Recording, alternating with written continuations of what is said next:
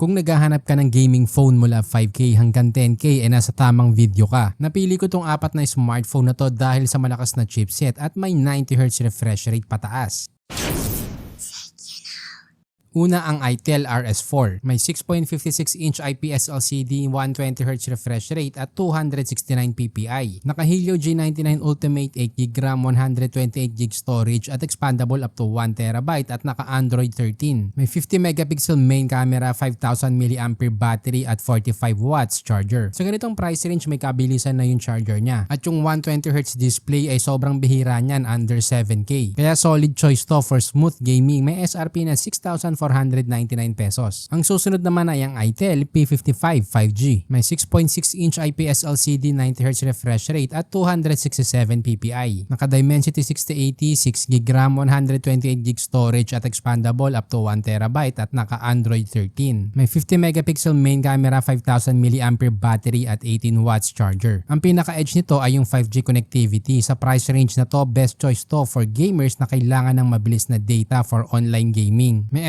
SRP na 5,699 pesos. Quick tip lang guys, kung sawa ka na magpalit ng SIM card tuwing magta-travel ka, meron tayong solution dyan. Ang Fiber eSIM, ideal to para sa mga travelers. Dahil kahit hindi eSIM compatible ang phone mo, pwede kang mag-load ng eSIM profile gamit yung app. Sobrang convenient, lalo na kapag nagsiswitch ka between carriers or countries. Pwede mo na rin munang i-download yung Fiber eSIM na app sa Play Store para ma-check kung compatible ang device mo. Kaya kung gusto mo ng seamless connectivity at ayaw mo nang mahirapan pa nagta-travel, check mo na yung Fiber eSIM. Nilagay ko na yung link sa description. Sobrang game changer to. Ang susunod naman sa ating listahan ay ang Tecno Pova 5 Pro 5G. Naka 6.78-inch IPS LCD, 120Hz refresh rate at 396 ppi. May 50MP main, 5000mAh battery, 68W charger at bypass charging. Naka Dimensity 6080, 8GB RAM, 256GB storage at Android 13. Yung bypass charging at 68W charger ang panalo dito. Kaya ideal for gamers na gusto ng tuloy-tuloy na session. Plus, ito yung may pinakamataas na PPI sa apat, meaning mas sharp yung visuals. Kung may makikita ka pang brand new, sobrang sulit na yan, around 8K. Sa online kasi, out of stock na. Ang susunod ay ang Nubia Neo 2 5G. Naka 6.72-inch IPS LCD, 120Hz refresh rate at 392 ppi. May 50MP main camera, 6000mAh battery at 33W charger. Naka Unisoc T820, 8GB RAM, 256GB storage, Android 13 at may shoulder trigger button. Panalo dito yung trigger button at may 6,000mAh battery. Best choice para sa mga hardcore gamers na kailangan ng endurance at additional controls. May SRP na 9,999 pesos. Ngayon, ano nga ba dapat dyan ang piliin mo? Kung best for extreme budget ang hanap mo mula 5K hanggang 6K, ang ITEL P55 5G ang bagay sa'yo at may experience mo na ang 5G connectivity. Pero kung mas priority mo ang gaming performance, nandyan ang ITEL RS4. Mas maganda magiging experience mo dito dahil sa Helio G99 Ultimate at 120Hz display. Ngayon, kung value for money naman ang hinahanap mo, andyan ang Tecno Pova 5 Pro 5G. Dahil meron na tong 5G bypass charging, mabilis na charger at 120Hz display. At kung chipset lang naman ang pag-uusapan, pareho lang sila ng Tecno Pova 6 Pro 5G. Pero kung serious gamer ka at limited ang budget, ang Nubia Neo 2 5G ang bagay sa'yo. Meron na tong 6,000mAh battery at shoulder trigger button na magbibigay sa'yo ng advantage sa mga FPS games. By the way, gumawa din kami ng FB group na smartphone tips. Kaya kung ayaw mong masayang ang pera mo sa pagbili ng maling smartphone, mag-join ka na at kami mismo maghahanap ng best option at price para sa'yo. Huwag mo din kalimutan mag-subscribe, i-like at i-share ang ating video.